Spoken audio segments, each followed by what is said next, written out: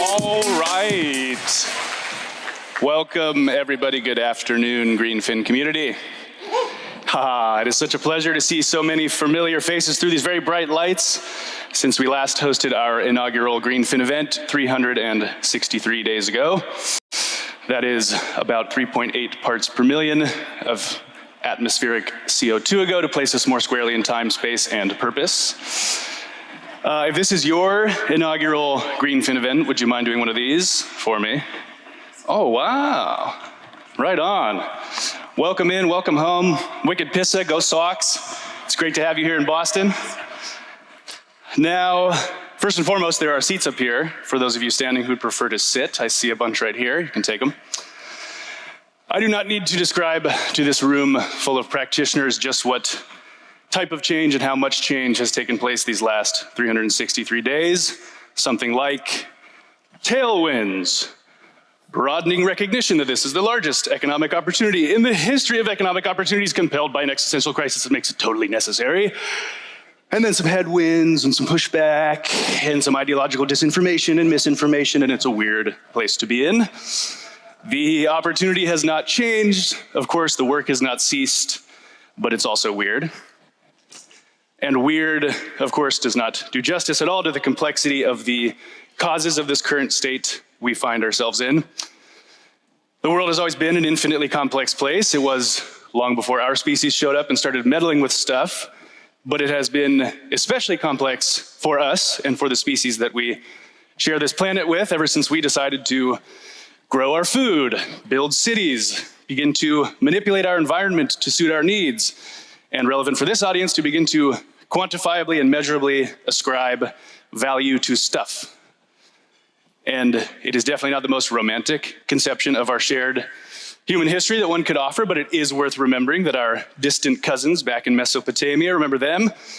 They invented writing not to capture the beauty and awe that one can find in this complexity I'm talking about, or the beauty and awe that one can find so easily in their fellow Mesopotamian, but instead to track transactions.